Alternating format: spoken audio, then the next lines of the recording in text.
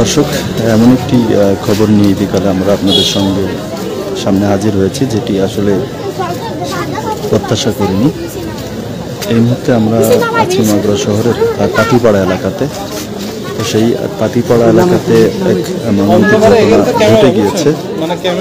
আমরা যেমনটা জানতে পেরেছি যে এই পাতিপাড়া গ্রামের একজন অবসরপ্রাপ্ত সার্জেন্ট তৈবুর রহমান, তার ছেলে আলামিন, যে কিনা পলিটেকনিকে পড়াশোনা করত।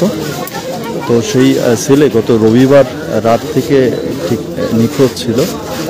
রবিবার রাত 9টার দিকেও সর্বশেষ তার মা তার সঙ্গে কথা বলেছে, এমনটি আমরা প্রাথমিকভাবে জানতে পেরেছি। তো তারপর থেকে তাকে আর খুঁজে পাওয়া যাচ্ছিল না, তাকে খোঁজাখুঁজি চলছিল। আজ আমরা সকালেও দেখেছি ফেসবুকে একটি পোস্ট আমরা ভিড় করেছেন। তো এই ছেলেটির নাম আলামিন, 18-19 বছর বয়স হবে, যে কিনা বেশ কয়েকদিন ধরে নিখোঁজ ছিল। ইতিমধ্যে পুলিশ বাহিনীর সদস্য এবং সেনাবাহিনীর সদস্যরা তারা ঘটনাস্থলে উপস্থিত হয়েছেন, মধ্যটি উদ্ধার করেছেন। ঠিক কী ঘটেছে সেটিও তো ফরেন্সিক রিপোর্ট পাওয়ার পরই বোঝা যাবে। তবে আপাতত প্রাথমিকভাবে যেমনটি বলছে যে তার শরীরে আঘাতের চিহ্ন রয়েছে, এমনটি কিন্তু বলছে। আমরা একটু আপনার সাথে দেখা হয়েছিল যেদিন, কথা দেখাচ্ছে ফোনেও যে আবালপুর যে অ্যাক্সিডেন্টটা হয়েছে ওইটা আমার দেখাচ্ছি। আমি বলতেছি আপু তুমি গাড়ি আসতে চালাই, তোমার গাড়ি অনেক ভারী গাড়ি, আর তুমি দ্রুত গাড়ি চাল, আসতে গাড়ি চালাই। তাই বলতেছি, বলার পরে তো আমি বলছি আমি নামাজ পড়তে গেলাম, তুমি এলাকা আম কেটে খাইয়ে তালা দিয়ে শুয়ে পড়ি।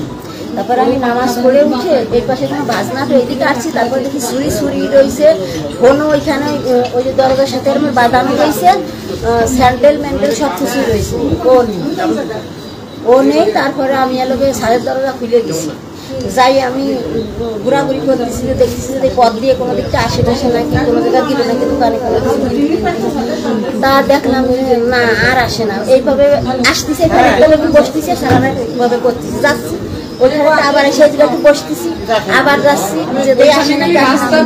সকাল হয়ে গেছে, এর ভিতর আসে না। তখন ভাইয়া পরবর্তী একটা জব করতেছে, আপনারা এত কথা বলেন। আমি বলতেছি যে তুমি কি কখন আসবা? তা বলতেছি যে যশোর সিএম আছে, আমি অসুস্থ যাওয়ার কথা। তা বলতেছি তুমি রান্না করে আমি আসছি। আমি বলছি সিএম আছে যাবো না, আলামিনের 10টার সময় পঞ্জিকা গেছে, আলামিন কিন্তু সারা রাত বাসায় আছে। তখন আপনার বাইরে আমি বলতেছি যে থানা দেখে আসি, থানা টানায় গেছে, দেখছে কোথায় নাই তো নাই। পরে আমরা বেরোইছি, বেরোনোর সময় আমি যখন যাচ্ছি তখন দেখি ওইখানে এতখানি রক্ত। কোন জায়গায়? এই যে আমার বাসায় ওইখানে এতখানি রক্ত, ওই রক্ত। তার মানে বলছি মুরগি টুরগি জব করতে পারে, আর আমার মন মেজাজ ভালো না, ছেলে নেই বাসা, আমি অত ই করি যে ওইটা কি পরশুদিন রাত থেকে আপনার ছেলে নিখোঁজ ছিল? পরশুদিন প্রথম 1 তারিখে রাত 10টা রাত 10টা আমার সাথে কথা হয়েছে। আবার পুরীর অ্যাক্সিডেন্টটা আমার দেখাচ্ছে। আচ্ছা, আর হচ্ছে এটা টের পালেন কখন আপনারা? আজকে 3-3:30 সময় মারা গেছে। কখন আজকে খবর পেলেন কখন? আমরা তো বাইরেই রয়েছি, আমার মেয়ে, আমি, আমার হাজবেন্ড, এই সব নিয়ে খুঁজে বেড়াচ্ছি। কমিশনারের বাসায় গেছি, ওনার আবার সিসি ক্যামেরা আছে। তা আমার এই বোনের ছেলে বলতেছে দেখি সিসি ক্যামেরাটা, তো যাই বলতেছে সিসি ক্যামেরা দেখা দেখি করতেছে। এর ভিতর আমার এই মেয়ে ননদ ফোন দিয়েছে, শুনছি তোমার ভাই আর নেই, আর খোঁজাখুঁজির দরকার নাই, তুমি তাড়াতাড়ি বাসায় আসো। তারপর আমি বলছি কি হয়েছে, পরে লোকে মোটরসাইকেলে উঠায় নিয়ে আসছে, দেখি এই অবস্থা।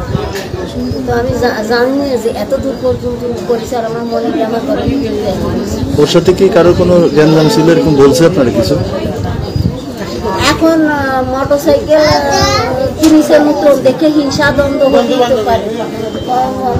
পাড়া প্রতিবেশী সবাই তো এরকম না, বন্ধু বান্ধব, তার হিংসা দ্বন্দ্ব থাকতেই পারে। সে কি পড়ালেখা করতো? সবশেষ কি পড়ালেখা করতো? Inter first. কোথায়? টেকনিক্যাল স্কুল অ্যান্ড কলেজ, এই যে পিটিআর পাশে যেটা ইন্টারমিডিয়েট ফার্স্ট ইয়ার। এই যে ফার্স্ট ইয়ার পরীক্ষা 26 তারিখ। তার পুরো নাম কি? ওই স্কুলের নাম ওর পুরো নাম কি? আলামিন। আলামিন? শুধু আলামিন না, আমিনুদ্দিন, ওই ওরফে আলামিন দিয়া। স্কুলের নাম হচ্ছে আমিনুদ্দিন। স্কুলের নাম আমিনুদ্দিন আলামিন। বয়স কত? বয়স সার্টিফিকেটের আছে 19 বছর 19। বাবার নাম তবিবুল। আপনার নাম কি? আমার নাম জুলেখা, জুলেখা পায়, ভালো নাম আনোয়ারা বেগম। আনোয়ারা বেগম জুলেখা। আপনার ছেলে মেয়ে কয়টা? এক মেয়ে এক ছেলে। ছেলে কি বড় না ছোট? ছেলে ছোট, মেয়ে বড়। ভাইয়া কথা বলতে পারি? জি জি। আপনি কি? তো আমি জানি না ভাইয়া পরিচয়টা। আমি সর্বোচ্চ কিছু চাই না আপনাদের কাছে, খালি আমার সন্তানটার বিচার চাই ভাই। আমি যেন চোখের সামনে দেখে করতে পারি, আর কিছু চাই না আপনাদের কাছে। আমার আর কিছু নয়।